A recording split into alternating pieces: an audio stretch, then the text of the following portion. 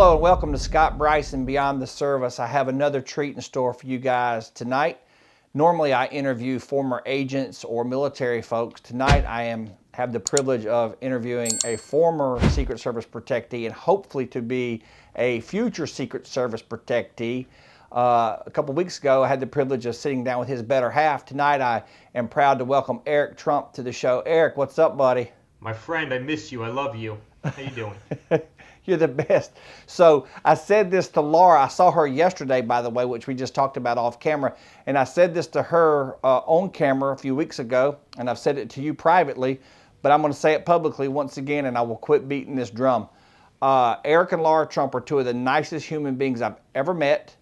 And what you see is what you get with that family. And the thing that I'm trying to get out there is I'm just trying to spread the truth. I'm trying to speak truth to power. And if you're not a Trump person, that's fine. That's your choice. But my point is this. The apple doesn't fall far from the tree in any home. And if his children are so awesome, there's no way he's not. And I just wanted to publicly profess that to you, that I think you're one of the nicest human beings I've ever been around. And I was really glad to be your detail leader. Thank you. Well, we had a lot of fun. I've got a lot of great stories. There's probably a bunch of them that I'm not allowed to tell over a podcast, which is incredibly unfortunate because it would be a lot of fun for me. Maybe less fun for you, but a hell of a lot of fun for me. But no, we had some great years together and a lot of fun. I love you guys to death, and there's no person who loves the Secret Service more than me. I mean, no person in the world that loves the Secret Service more than me, and probably no person that's been more supportive, especially in kind of wake of the last 12 weeks and some of the stuff that we've seen. Yeah, well, we can kind of just jump right in on that if you want to, Eric. I think we're kind of on the same page with some of this stuff. The boots on the ground are not the problem. I know your dad's detail leader and the number 2 guy. They're fantastic people. The men and women on that shift are awesome. Some of the problems are kind of at the higher levels.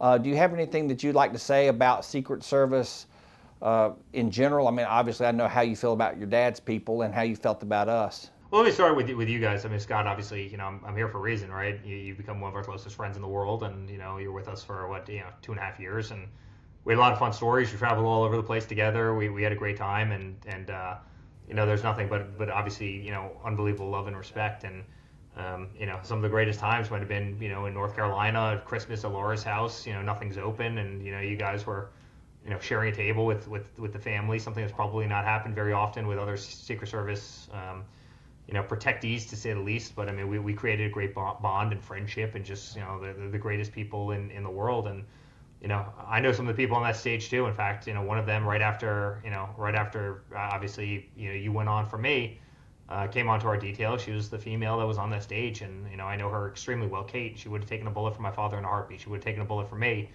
And I can only imagine, and the professionalism of these guys is incredible. They'll never say it. But I can only imagine that they're sitting back at night on the couch, biting their tongue over what happened, right? Because they could have all been killed as well on that stage, right? Bullets were flying, and no different than they were flying at my father. They were flying right over them, and other people died, that were feet away. It could have been any one of those people, and I can only imagine how upset they are over the situation. But again, their professionalism will never come out and allow that to be said.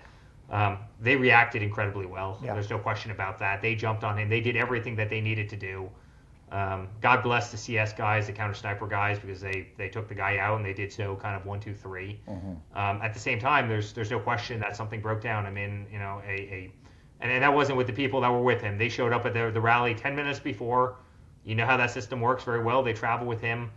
They weren't in charge of securing the perimeter. Somebody else was, and somebody really dropped the ball that day. And one person died because of it, and my father almost died that day. He got shot in the ear, and I can only imagine what that would mean to the United States of America if the 45th president and very likely to be 47th president got killed by an assassin on live TV. I mean, It would make us look like a third world country. Yeah.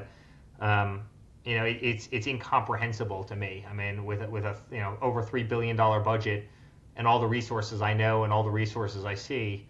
A lunatic on a roof at 130 yards. And, Scott, you've been shooting with me probably more times than anybody. I think you would probably say I could make that shot 1,000 out of 1,000 times, right? I mean, 130-yard shot's like a 4-inch putt for a good golfer.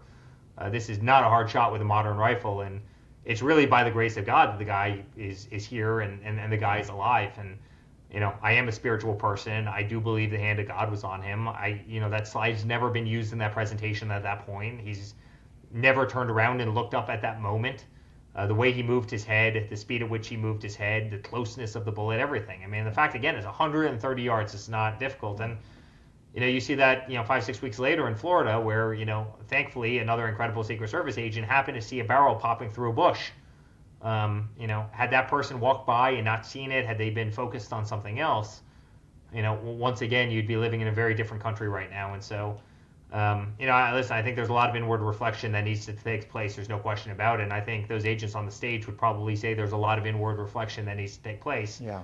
I can tell you that there's a remarkable difference between kind of the, the perimeter that's around him now versus the perimeter that was around him, 12 weeks ago. And I'm glad that they've amped security the way they have. Yeah. Because there's no question, there's bad actors all over the world, and they are trying to kill him. You know that as well as I do. You've seen the intelligence, and we've heard the intelligence. They are trying to kill him right now, and that hurts me as a son to say. But there's a lot of bad actors around the world that do not want Donald Trump to be president again for their own selfish reasons. And they better take the protection of these candidates awfully seriously on both sides of the aisle. Yeah. No, 100%. And I know this probably goes without saying because we've known each other for a while now. I had been retired for about 2 years when this happened, and I know how hard I worked. I know how hard we all work, and it's just it was very disheartening. I felt like I had a gut punch because I was helpless. I was sitting here watching it, and I couldn't. I did that job for 25 years, and I would have given my right leg to be there that day. And I think any man or woman worth their salt would feel that way. And I was just so pissed that I wasn't there, and it was just very disheartening because like the sacrifice and the work and the, I've heard people say, like I do believe in the deep state. Don't get me wrong. I totally believe in the deep state. But for the Secret Service to be involved, I don't believe that. Maybe I'm wrong. I don't know. But I know what kind of people I used to work with, and I know what kind of people are there now.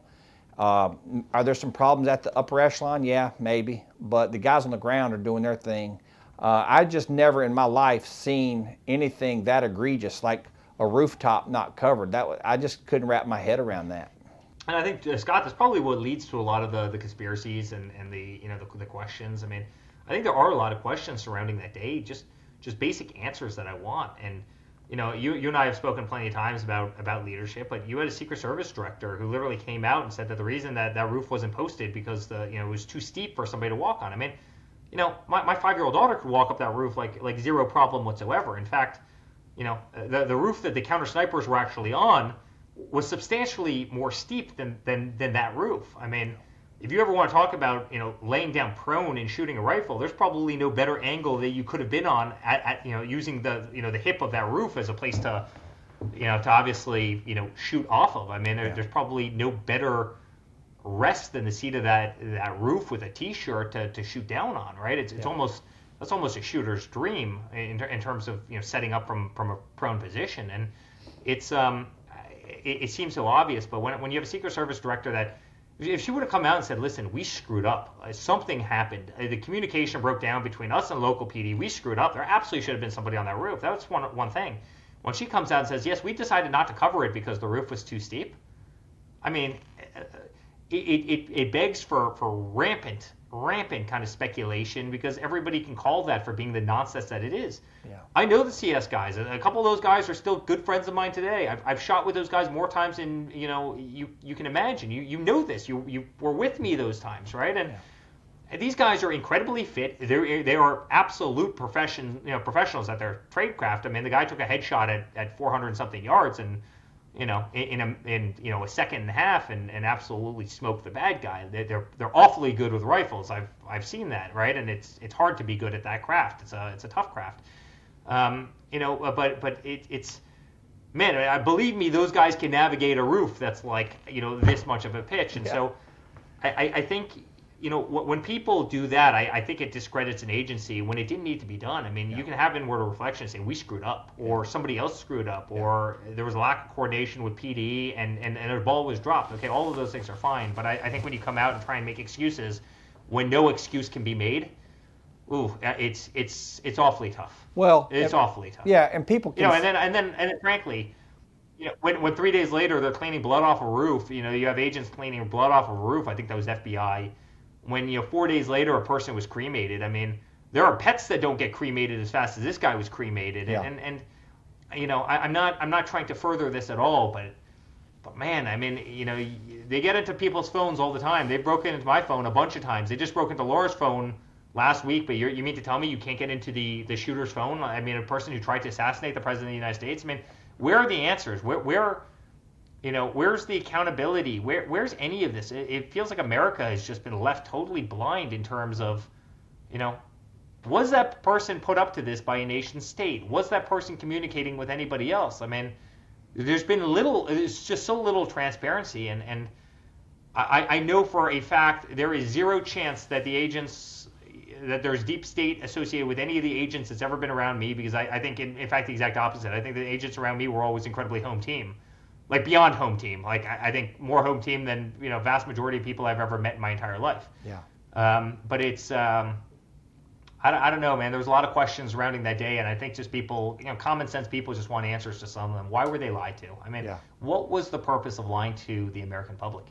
Well, I don't think some people can take ownership, right? It's like she wasn't there, but the buck's got to stop with her, right? You're the Secret Service director, so the buck stops with you. You can say whatever you want to say, but people know that you're lying. It's called transparency, and some people are horrible at that. And to your point, just say the quiet part out loud. We screwed up, and it's horrible, and somebody's got to live with that. You know, whether it was the lead advance or the site person or whoever. That's a horrible thing to live with. Thank God they don't live with, you know, this wasn't a Kennedy moment or whatever. But it's like, to come on and just make up stuff, you just make yourself look so much worse. And the thing about the shooter, The other part, Scott, is accountability, right? People are just fed up with government where there's no accountability. yeah, yeah, Somebody ought to be fired for not having a person on that roof, right? Yeah. And I say that with a heavy heart, but like, as you know, I don't like, somebody screwed up, and I think if day one somebody would have, you know, a couple people would have really been held accountable for not securing that area. At least Yeah. people would have had faith that, you know, there was going to be real accountability. The problem is just sweeping it under the rug does not, you know, it does not help. You know, you know. no, I you're never right. got a call from anybody. Hey, I'm so sorry. I mean, we screwed up, and your father just took a bullet to, you know, almost the head, was bleeding all over the place. Your kids were on your lap watching this whole thing. But I promise we're going to do a better job. Like, Yeah. you know, Well- I think people are sick, and, you know, it's Yeah. it's tough, Scott. I mean, if there would have been instant accountability and honesty, I think that whole thing would have gone down very differently. And Yeah. and frankly, she might have been able to keep her job. Well, it's called credibility. And once you lose street cred, it's over. It's like integrity. You know, if your kid catches you lying to them, they're not going to. You know, your word, your integrity. Once it's gone, it's gone. The problem is with these people in some of these positions. We've seen it with the FBI and now maybe the Secret Service to a degree. They are basically politicians. They're an extension of the political machine, or they probably wouldn't get there. Now, there's some good people that are still up there. Don't get me wrong. I know a couple people. I'm not going to say names. There's some good people up there, but like there's a couple that aren't so great. And that's the problem that we're talking about. It's like own up to whatever you're doing, and the buck stops with you. And then people are upset as it is, but don't make it worse by just telling them a bunch of crap that no one believes anyway. There's also a little bit of a PC aspect, and I'm not sure if I've ever said this on camera. And again, you know, I am the biggest supporter of the agency, no question about it. And I think anybody, I mean, the reason I'm on camera probably right now is for that reason. You can attest to that more than anybody. I think you can admit that Laura and I probably had the most sought after detail in the entire Secret Service, right? I mean, we became dear friends with pretty much everybody, and we still keep in touch with everybody that was on our detail. And we had some of the, you know, the greatest times together. You know, but sometimes I question a little bit of the tactics, and, you know, this isn't what I do every day, but I'm very competent in shooting sports, and I'm sitting there saying, you know, at the golf course incident, you had a person, and thank God, because the person was incredible. They saw a barrel popping out of a bush, right? I'd say, you know, 1 out of 100 that you see that, you know, one of the most lush, beautiful golf courses in the world, and you see a barrel that's this long popping out from behind leaves. I mean, thank God the person saw that, because again, it would have been a different world, but. You know, at what point do we think it's a good idea to have people shooting Glocks at people with AK-47s, right? And, the answer that you'll get is, well, our long arms weren't deployable. Well, no, they weren't deployable. They're singing backpacks, and Yeah. it's Yeah. at what point do we put down the PC aspect of what and I know the answer to that is we don't want to come across as looking militant. I don't know. I mean, you're protecting the most powerful, second most powerful person in the world. Like, Yeah. maybe that presence is actually a good thing. Maybe that offends certain people, and I understand over the last 10 years that there's been a major kind of push to take Humvees away from police departments, to try and tone it down, to take away some. I don't know. I mean, this is literally democracy on the line. Like, I mean, imagine if that agent would have been carrying a rifle, slung up, and saw that person versus having to shoot at a person. I mean, think about how impossible those odds are to overcome. A person with an assault rifle, a person with an AK versus somebody even very competent with a pistol. Yeah.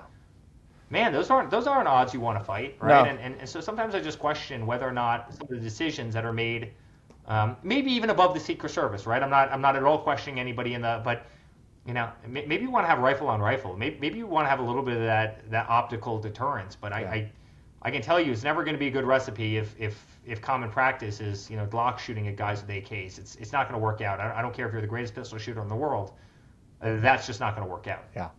Well, I've been in law enforcement for a long time, and we kind of joke, like, don't bring a knife to a gunfight. Well, then you can also say, don't bring a pistol to a gunfight. Like, the guys should be out there. They have, well, the CAT team carries M4s, but they could have an AR style, rifle if they didn't want it to go fully auto or whatever, SR-16, something like that. But they need to have shoulder. It's called abort criteria. I've worked with some of these guys in the soft community in the past, and it's like you want to be the hardest, baddest looking target. You want them to pick somebody else. Now I know we're not in a war zone or whatever like that, but you're defending the leader of the freaking free world. You need to harden up a little bit. Scott, especially on a golf course, right? I mean, these holes are 500-600 yards long. Like what's a Glock going to do? A competent shooter with a Glock, what max range if you're really good is 50 yards.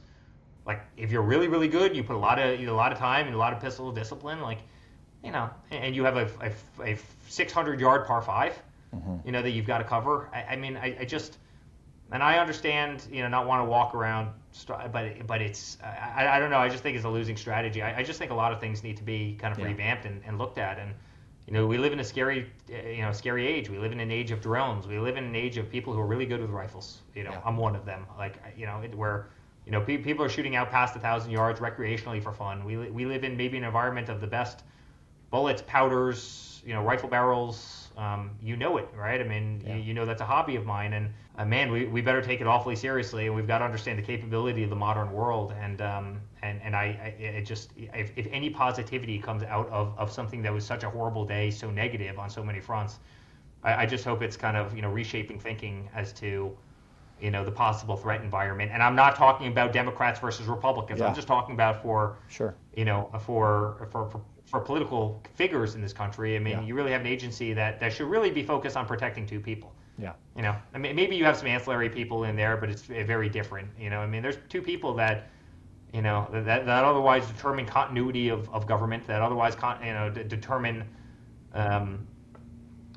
obviously democracy. Us as a superpower, and and it's an impossible job, right? I mean, my heart breaks as well because you have to be right 100 out of 100 times. There is no bad day. A bad day leads to dead people, which leads to unthinkable things for our nation. But it's I just hope it's revitalized our thinking a little bit as to kind of the capabilities that exist in the world, and I think it has, because honestly, I've never seen a bigger and better footprint around him ever in my life, and obviously we've been at this game for a long time. Yeah, doing it for a long time. So we've talked off camera about some of these things that we think, and it's funny because you're the protectee, and then like some of my colleagues that I used to work with, Al and Neil and some of these guys, we have these conversations. It's like the Secret Service, and I don't want to say a name because I talked to you, I gave you a name the other day that I think would be a really good candidate for the directorship. That is way above my pay grade, but this guy is legit. And so it starts at the top and it trickles down. But aside from that, we have to get rid of some of these ancillary responsibilities that we have the investigations. Like when I started the job, I was in the counterfeit squad. I don't even know if they do that anymore. Everything's gone electronic. We need to focus on protection, and we need to focus on being fit and shooting. And some of this, like the cyber stuff, some of the cyber stuff can stay, but like trying to do we're like a dual-headed monster, right? We have investigations and we have protection. You're not going to be good at that. You can't be a jack of all trades and master of none. The military, these tier 1 and tier 2 units, they train, and then they go operational. The problem with the service is they're so operational, they don't have a lot of time to train. You need to figure that out. And then when you're not working operationally, your butt's training, or you're in the gym, or whatever. Forget these investigations. Yeah. Listen, I don't think as an ex-protectee it's maybe my job to kind of evaluate, but I did find it a little funny that you'd see I had a guy who we're very close to, and I'm gonna be very kind of cryptic as I describe him, but this guy was as big as a bear. I mean, just a massive guy, big shoulders. I mean, the last guy you'd ever want to tussle with. I mean, just big boy from kind of the northern woods, and you certainly wouldn't want to try and tackle this guy. He would toss you around like a rag doll, right? And I'm a big guy, and after a couple of years, what are you doing? Well, yes, I'm going to go do investigations. I'm going to go do money laundering. I was sitting there, it's like, if there was ever a person designed by God to literally do protection work, it was you. You're like a human wall, right? And you're big, and he was tough, and the guy could shoot. He was shot really, very impressive, right? And everything about him. I mean, he was like the definition of just good, body, Secret Service. I mean, you'd look at him and just realize you didn't want to mess with whoever the protectee is, and you see him get pulled off to do cyber crime somewhere else in some field office, and and then oftentimes you'd see the reverse. Somebody, and God bless, they might be smarter, they might be more capable on a computer, but oftentimes the person that'd be better at the other job would actually get pulled off of that to kind of come do protection. And, I'd often wondered if that was the best, use of resources. You get the best shooters, you make them the counter snipers. You get the most fit, high-speed guys, you make them, the cat guys. And in that case, they were, right? And you take the big guys who can toss people around, you make them the body guys. I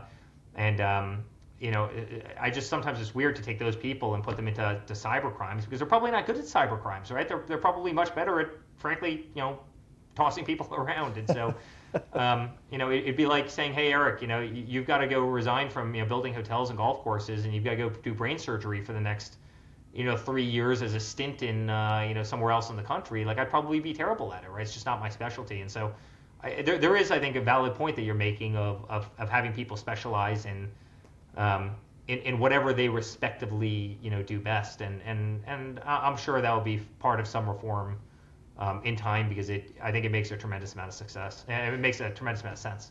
Yeah, no, I think that's right, and I think that unfortunately, things have evolved. It's 2024. It's not 1980 anymore, and so I think, and we can get off this topic after this if you want to, but they're kind of stuck in the way we used to do things, and sometimes I would. Stupid thing, like the totally first world problem. But when you're on PPD, you go to the White House. That's where you go to work every day. Well, there's only so many parking passes, and the whole way they park is so archaic and outdated. And you have to sit in the ellipse for 30 minutes or an hour. Sometimes you have to build in time before your shift starts. It's the whole thing's a mess. And they would say, well, that's just the way it's always been.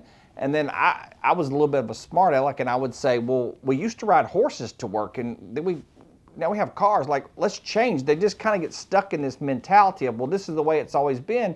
And I just think we've got to start thinking outside the box a little bit. Listen, it's hard for me to kind of judge obviously the inner workings.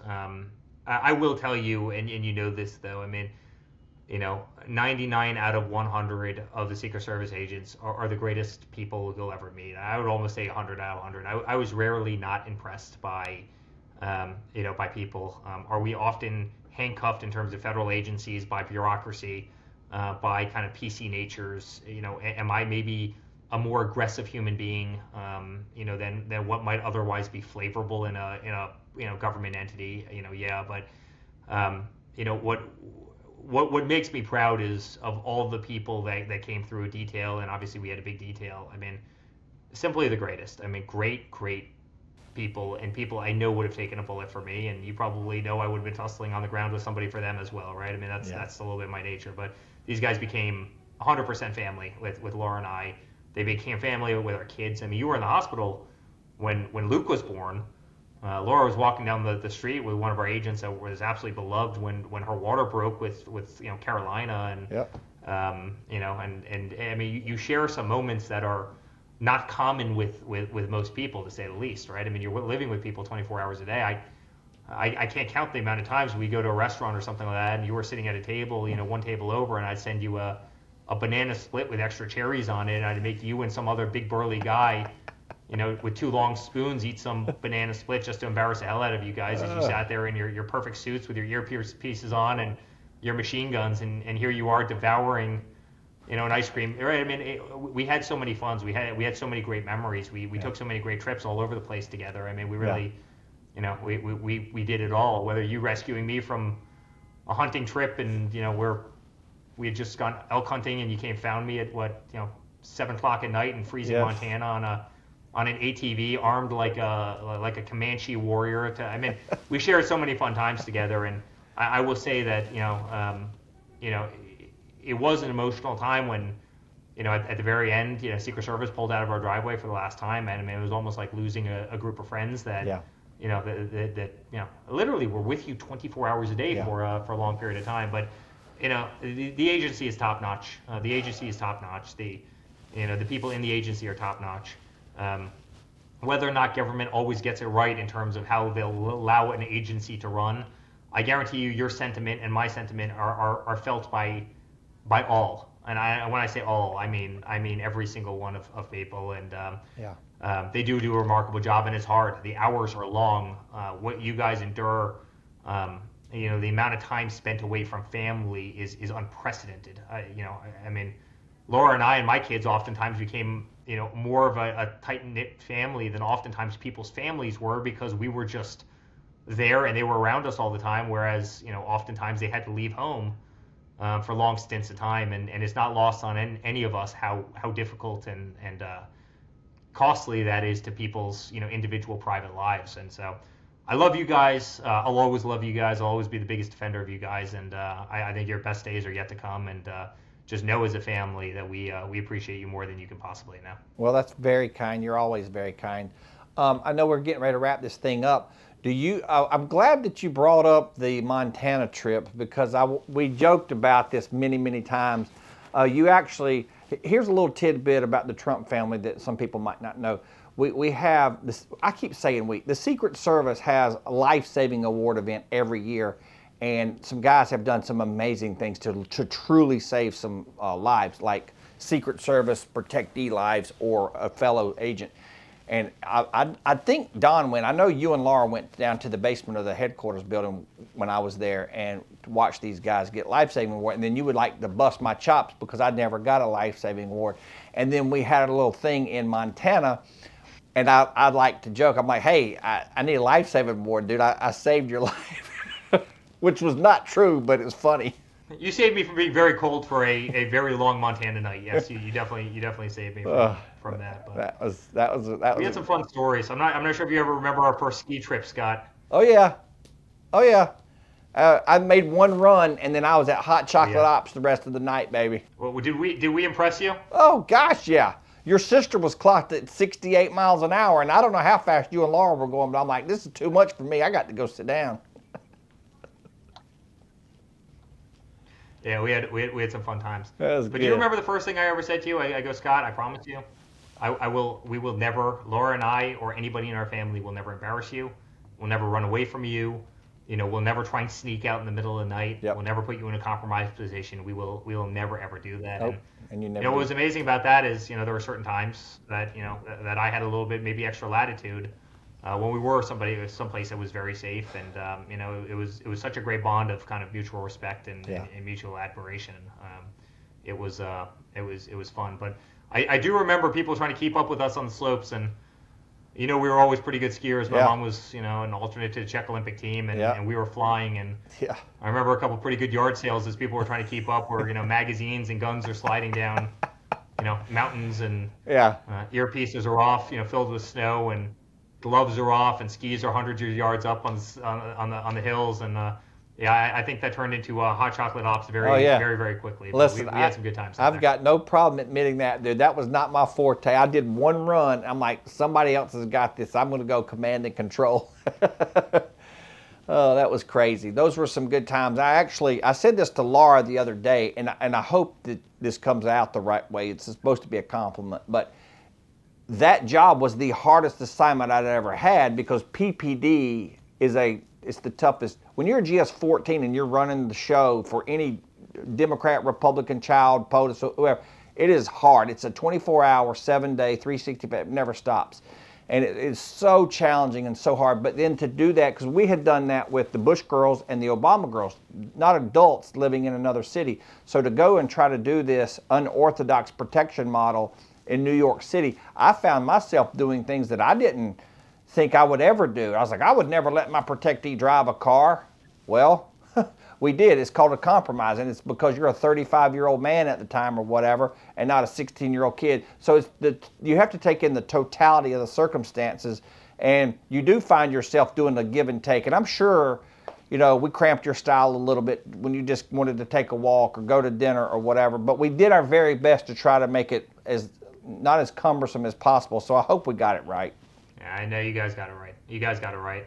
Again, it's a tough job. I mean, it's a tough job, especially when, listen, there's a lot of nation states out there, and you know this as well as anyone, Scott, that, we're not fans of ours, right? I mean, Yep. My father pretty much bankrupted Iran. He went around the world saying, hey, if anybody buys oil and gas from Iran, congratulations, you're not doing business with the United States of America. I mean, he pretty much bankrupted that country, and he took out al-Baghdadi, he took out Soleimani. I mean, Yep. these strikes were taking place while, obviously, you were around us, and it's not easy, right? Yeah. I mean, it's not easy. It's not easy for any president who's effective. It's probably different than for Joe Biden because and obviously you won't disparage anybody because you're professional and everything else. But the guy's sleeping on a beach in Delaware. Yeah.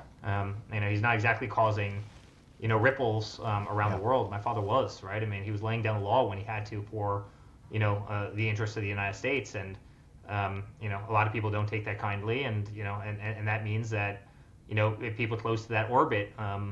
Or otherwise, targets, and it's an awfully serious job. It's a real job, and as I said before, it's a job that you have to get right, every single time. Otherwise, otherwise you have to be right 100% of the time, and it's awful. I'm not running this company. I'm not right 100% of the time. The Secret Service has to be right 100% of the time, and it's but no, you guys are truly the greatest, and I hope that there's one thing. I hope as a family, regardless of elections or regardless of anything else, I hope we'll always be beloved by that agency.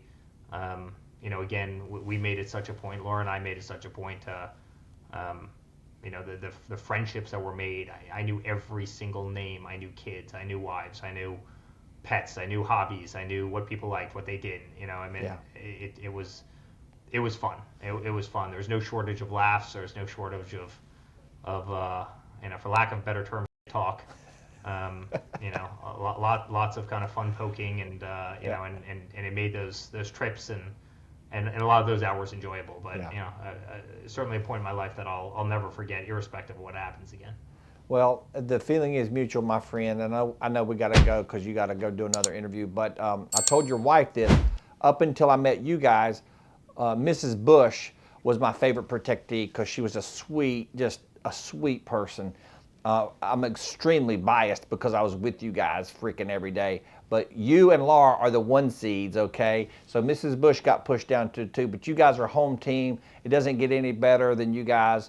Thank you for taking time out of your busy schedule to talk to me. I love you guys, and I hope you stay safe, buddy. Yeah, you too, bud. Okay, thank you. Love you too. Bye.